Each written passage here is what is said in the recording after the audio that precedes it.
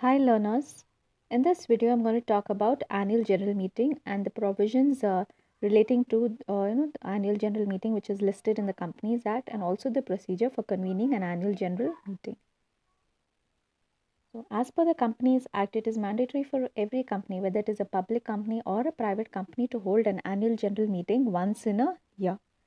Now, this annual general meeting is basically held to enable the shareholders to know the position of the company and also to get any clarifications regarding the auditor's report or the director's report, and also regarding the clarifications of the shareholders regarding the dividend declared should also be answered in the annual general meeting.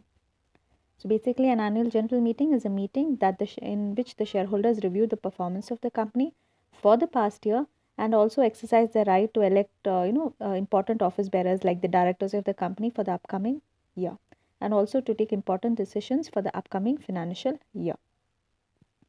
The authority for convening this annual general meeting rests with the board of directors after passing a resolution. So once the board of directors decide on holding an annual general meeting, they should get a resolution passed in the board of directors meeting regarding the date and time when the annual general meeting is to be held, and finally the annual general meeting notice has to be sent to the shareholders. So now let's look into the details of or the legal provisions relating to an annual general meeting. Now the first annual general meeting of a company should be held within a period of 18 months from the time the company is registered.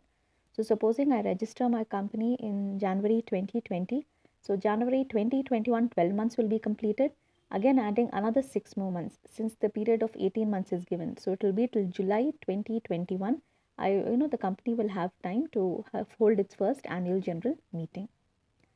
So then thereafter, subsequent annual general meetings means after the first annual general meeting, all the other annual general meetings must be held by the company each year within a period of 6 months after the closing of the financial year. Now in India, the financial year ends on March 31st. So from March 31st, a period of 6 months is given. So April, May, June, July, August, September. So before September of the respective financial year, we need to make sure that the annual general meeting is held.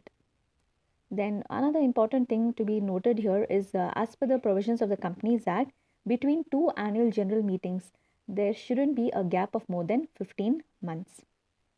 Next, an annual general meeting should be conducted during the business hours or the working hours of the company, and it should be conducted on a working day, not on any national holiday, and including any other holidays which is declared by the central government.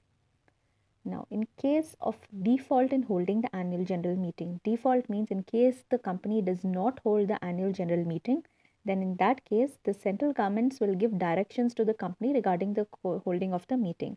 And even after the directions from the central government, if the company fails to hold the annual general meeting, then every director and every other office bearer who is responsible for not holding the meeting is liable for the default, and fine is also levied on the company for not holding an annual general meeting within the stipulated time period.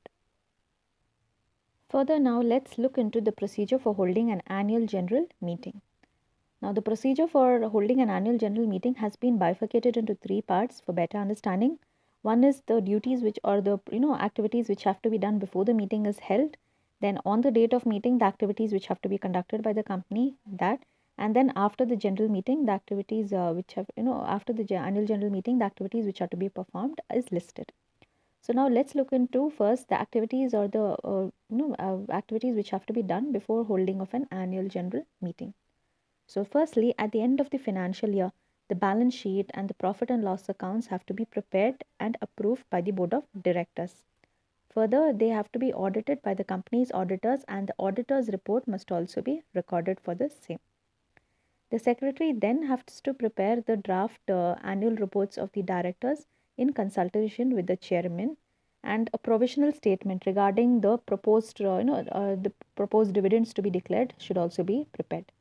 So once these preliminary formalities have been completed by the secretary, then the secretary has to make sure that or organize for holding or convening of a board meeting, and the notice of the board meeting should be given to all the directors.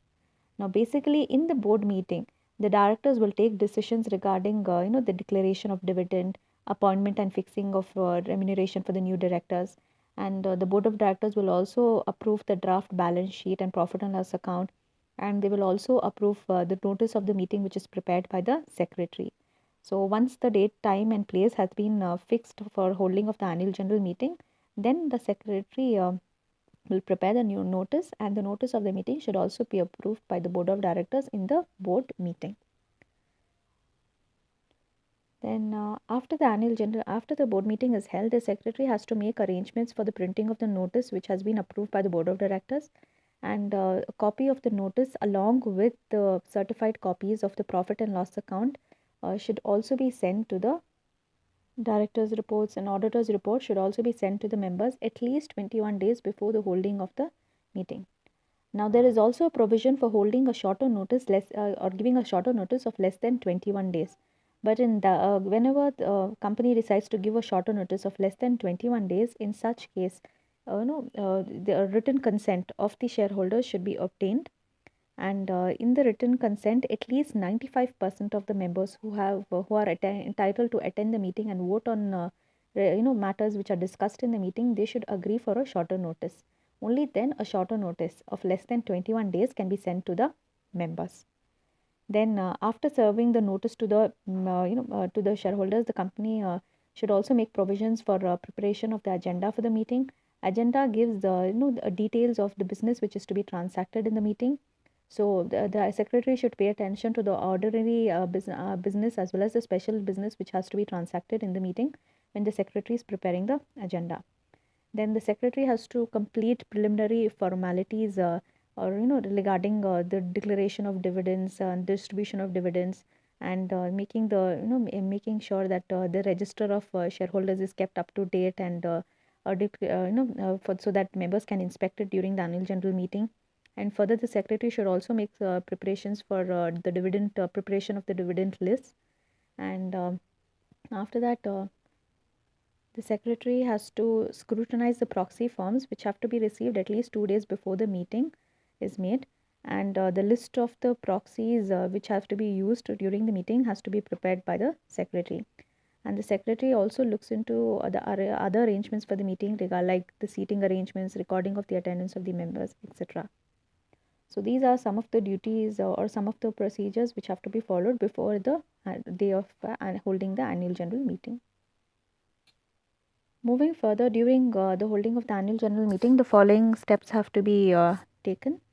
Firstly, before the commencement of the meeting, the secretary has to collect the admission cards from the members, from the shareholders, and they has to record the attendance of the shareholders in the register, which is meant for the same purpose. Then after that, the chairman takes the chair and presides over the meeting and instructs the secretaries to ascertain or determine if the quorum is present. Now, quorum refers to the minimum number of members which should be present in a meeting. So, if this minimum number of members is not present in the meeting, then the meeting stands invalid. Okay, so therefore, the meeting has to be adjourned to some other date. So, the ascertainment of quorum is the duty of the secretary on the instructions of the chairman. Then the secretary reads the notice of the meeting and presents the register of directors' shareholdings for inspection to the members. So sometimes the secretary may also be required to read the director's report. And if the auditors are absent, then the secretary should also read out the auditor's report. Then the business of the meeting, or the meeting has to be the meetings or the items which have to be discussed in the meeting must be taken up for discussion as per the order which is mentioned in the agenda. Now, in the agenda, the items which have to be discussed are classified into two categories. One is ordinary business items and one is special business. Ordinary business items means the routine items which are generally discussed in every annual general meeting. And special business items are those items which are not discussed in all annual general meetings but only in certain meetings. Okay, like the ordinary business items could be like considering the accounts of the company, which is done every year, declaration of dividends, appointment of directors is done every year, and fixing the remuneration of auditors, this also is done every year. Whereas on the other hand, special business items could be items like merger of two companies, or increasing the authorized capital, or reduction in the capital structure of the company, or altering the articles of association. So these items will be classified as special business items. So once the business, the discussions in the meeting is over, Then the discussions is put for finally after the discussions the decisions have to be taken in the meeting. Now whenever decisions have to be taken in a meeting, it is called as a resolution. So if there is an ordinary business items, whenever decisions are taken for ordinary business items, ordinary resolution has to be passed. Like if I am appointing any director, if more than 50% of the persons agree for appointment of that director, it is enough. That is called as an ordinary resolution. Whereas special resolution is when two-thirds of the majority of the people should agree for an item. Like if the company wants to increase the authorized capital, at least two-thirds of the shareholders who are present, they should approve the or they should authorize for increasing the authorized capital. Only then the decision become or the is said to be approved and the resolution is passed. So depending on the if it's an ordinary business item, ordinary resolution has to be passed, which means 50% of the members should agree, and if it's a special business item, then at least two-thirds of the majority of the shareholders should agree. Then the decision is considered to be accepted. So once the resolutions have been undertaken, then the chairman declares the dividend which is recommended by the directors, and finally the meeting ends with a vote of thanks to the chair, which is the chairman. Moving further, there are certain steps which have to be taken even after the meeting, after the annual general meeting is held. Firstly, the secretary has to prepare the minutes of the meetings. Now, minutes of the meetings refers to recordings of the important discussions which have taken place in the meeting. So, when the meeting is being held, that time the secretary makes notes of the important things which are discussed in the meetings and the decisions which are arrived in the meeting. This summary of meetings is helps the secretary to prepare the minutes of the meeting. So basically, minutes are the highlights of the meetings which have taken place. So once the secretary prepares the minutes of the meeting, he or she has to get it signed by the chairman in the next board meeting. So after the secretary gets the minutes signed, the secretary has to also carry out other directions and instructions which are given in the annual general meeting. Okay, like supposing if some new directors have been appointed, the secretary should take steps in order to inform the new director of their appointment, and also make the changes in the register of directors which is kept and all that. So the secretary has to carry out the instructions which have been issued during the annual general meeting. And finally, the secretary should file the annual accounts and the balance sheets along with the annual returns with the registrar of company. Now, once the balance sheet is prepared, then annual returns to the returns which is filed with the income tax authorities. So, once the once the final accounts of the company has been prepared, the secretary should make arrangements to make sure that annual returns of the company is filed and the same has been furnished with the registrar of companies. So, this is the procedure relating to an annual general meeting.